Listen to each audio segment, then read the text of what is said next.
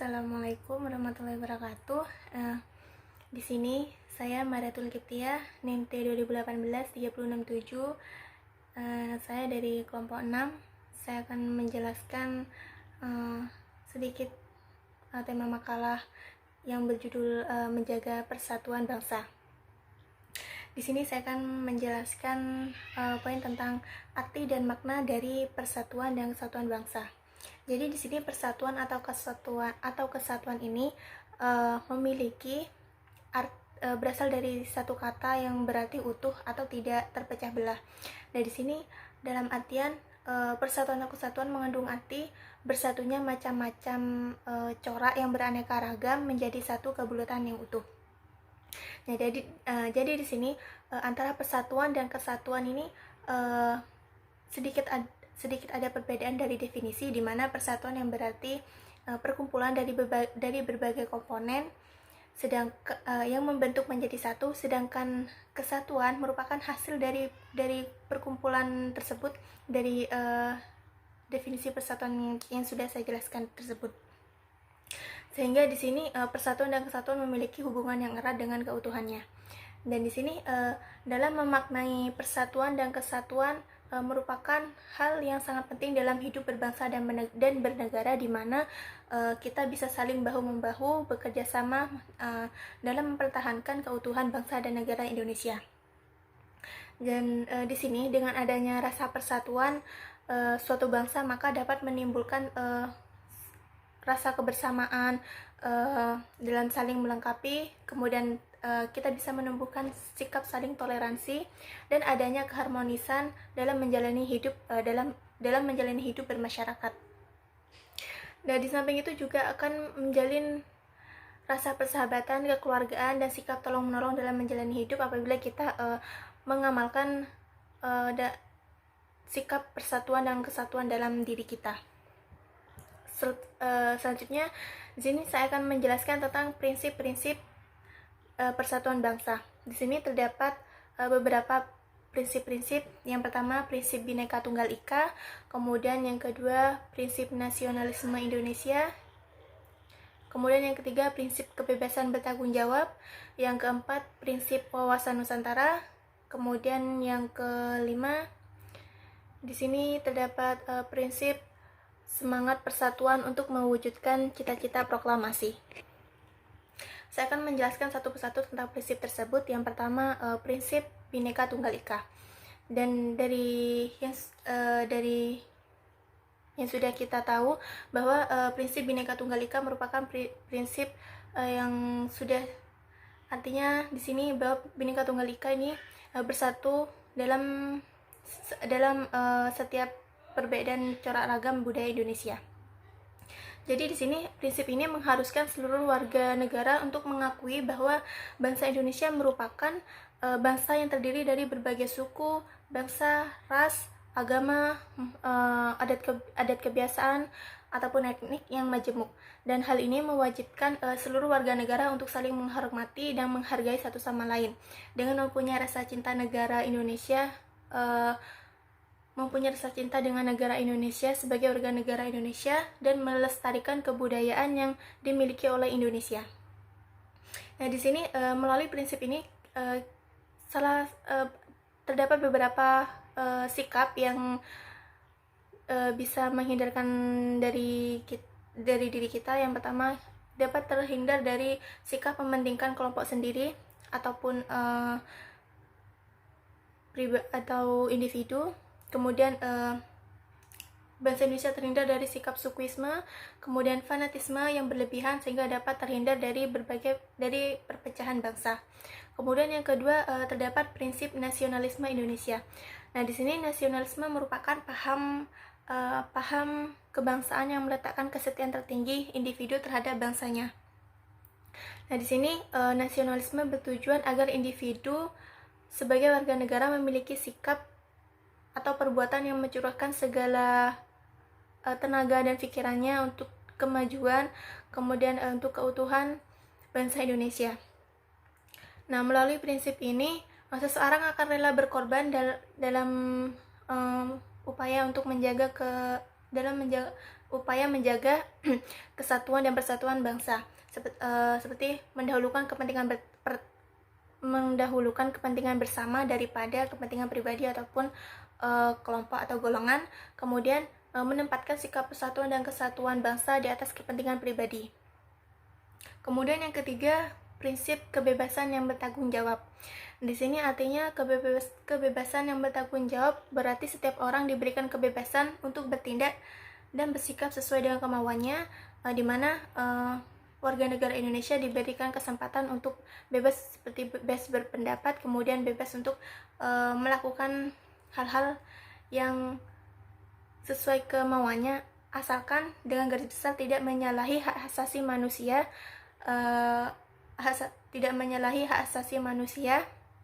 sehingga orang yang melakukan kebebasan tersebut harus bisa mempertanggungjawab dan tidak sampai merugikan orang lain. Kemudian yang keempat yaitu prinsip wawasan Nusantara. Jadi di sini prinsip wawasan Nusantara adalah cara pandang beserta sikap bangsa Indonesia tentang diri dan bentuk geografis berdasarkan Pancasila dan Undang-Undang Dasar 1945. Jadi di sini dalam pelaksanaannya wawasan Nusantara, kesatuan wilayah dan Bhinneka Tunggal Ika sangat diutamakan guna mencapai tujuan nasional dan mempertahankan persatuan Indonesia. Dan melalui prinsip ini, bangsa Indonesia ditempatkan dalam kerangka satu kesatuan politik, sosial budaya, serta pertahanan keamanan. Nah, dengan begitu bangsa Indonesia akan merasa satu dengan senasib sepenanggungan, kemudian sebangsa dan setanah air, serta memiliki satu tekad dalam mencapai cita-cita pembangunan bangsa. Kemudian yang terakhir yaitu semangat dalam persatuan untuk mewujudkan cita-cita proklamasi, di mana dalam pembukaan Undang-Undang Negara Republik Indonesia tahun 1945 terdapat wujud cita-cita proklamasi. Dan cita-cita tersebut adalah untuk mewujudkan masyarakat adil dan makmur berdasarkan Pancasila dalam wadah NKRI. Dan di sini dibutuhkan persatuan dan kesatuan dari seluruh rakyat Indonesia. Dan melalui semangat persatuan Indonesia, setiap warga negara Indonesia harus dapat mengisi kemerdekaan dengan hal-hal yang positif, misalkan giat belajar untuk kemudian melanjutkan sebagai generasi selanjutnya untuk menciptakan negara yang maju, kemudian melakukan hal-hal positif yang lainnya yang dapat kita lakukan. Selain itu juga dapat bisa berdampak positif terhadap negara Indonesia. Karena hal tersebut untuk mencegah dari adanya hal-hal negatif yang masuk, baik itu pengaruh dari negara asing maupun dari ancaman dari dalam negeri itu sendiri, agar tidak mudah digoyah oleh hal-hal yang negatif. Demikian yang bisa saya jelaskan tentang persatuan bangsa. Kurang lebihnya saya mohon maaf. Terima kasih. Wassalamualaikum warahmatullahi wabarakatuh. Assalamualaikum warahmatullahi wabarakatuh. Baik, saya Abdurrahman, NIM T2018-3052 akan melanjutkan dari pemateri yang awal dengan penyebutan faktor pendorong dan juga faktor penghambat dari suatu persatuan bangsa. Dari faktor pendorongnya sendiri, pendorong persatuan bangsanya sendiri, itu ada 2 poin. Yang pertama, dapat didorong dengan revitalisasi nilai-nilai luhur bangsa, dan yang kedua dapat didorong juga dengan budaya dan kearifan lokal.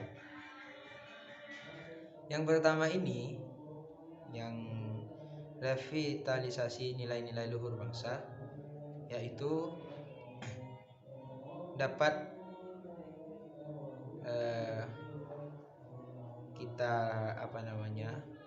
gambarkan bahwa kultur bangsa itu tidak hanya dari sudut keragaman budayanya, akan tetapi juga dari sudut psikologis dari pihak masyarakatnya, baik wali murid, guru, kepala sekolah, juga kegiatan dalam kegiatan belajar mengajarnya di luar kelas ataupun di dalam kelas. Dan lebih jelasnya terkait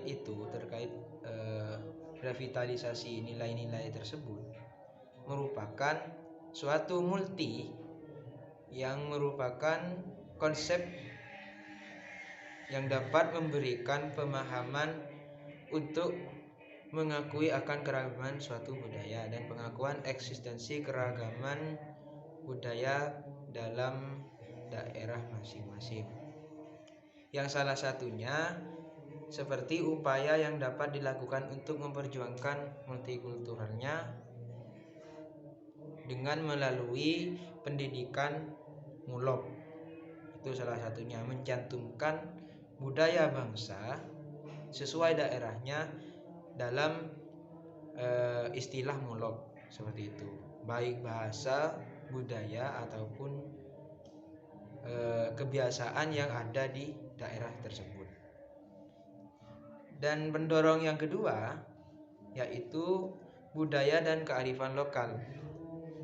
Budaya ini lebih pada adat istiadat yang biasanya dimulai dari leluhur ataupun sebagai acuan untuk dijadikan pedoman. Jadi otomatis dalam sekitaran lembaga tersebut yang berkaitan bisa jadi itu banyak yang mengikuti kultur-kultur dalam berpegang teguh pada suatu budayanya. Jadi apalagi lembaga tersebut untuk melalui kemajuannya juga harus memenuhi prasyarat dari suatu daerah sendiri, ada persetujuan dari masyarakat dan yang lain seperti itu. Jadi itu karena ini juga dijadikan pedoman oleh masyarakat, terutama tokoh masyarakat. Dan kearifan lokal itu didefinisikan sebagai kebenaran yang telah mentradisi dan juga ajik dalam suatu daerahnya.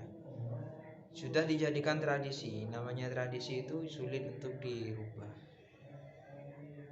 Kecuali tradisi yang tanpa adanya persetujuan dari awal, hanya tradisi abal-abal. Sedangkan tradisi yang kearifan lokal tersebut itu sudah dimulai dari nenek moyang, sudah dijadikan kepercayaan. Selanjutnya, faktor penghambat dalam persatuan bangsa yaitu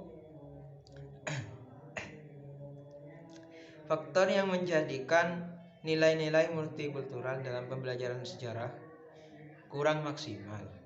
Jadi sejarahnya itu kurang dimaksimalkan baik dalam muloknya atau memang di situ dikhususkan langsung saja dengan mencantumkan mata pelajaran sejarah yang berkaitan dengan daerahnya. Tapi biasanya di situ dicantumkan dalam mulok seperti itu untuk sejarah daerah masing-masing. Itu kurang maksimal biasanya yang jadi penghambat. Sehingga peserta didik ataupun yang lain itu kurang memahami bagaimana kultur dalam masyarakat tersebut, dalam daerah tersebut. Bahkan dari kepala daerahnya juga bisa tidak menyetujui bagaimana lembaga tersebut akan melalui kemajuannya yang dituju dari awal. Jadi seperti itu. Biasanya ini dialami tidaknya kurikulum khusus yang mengatur tentang penanaman nilai-nilainya. Itu kurang teliti dalam melihat hambatan dan juga problem dari lembaga dengan kultur masyarakatnya. Jadi seperti itu merupakan penghambatnya. Terus ada lagi yang berpendapat di situ faktor penghambat pelaksanaan pendidikan multikultural yang berbasis nilai karakter dan demokratis, yaitu media pembelajarannya terkait sosialisasi tentang pendidikan multikulturalnya kurang mensosial. Jadi anggaplah seperti sosialnya itu hanya berbasis individual ataupun tidak terlalu ditampakkan pada sekitarnya. Misal jarangnya ada sosialisasi. Mungkin itu saja, sudah cukup dari saya. Kurang lebihnya kami mohon maaf. Wallahul muwaffiq ila aqwamit thoriq. Assalamualaikum warahmatullahi wabarakatuh.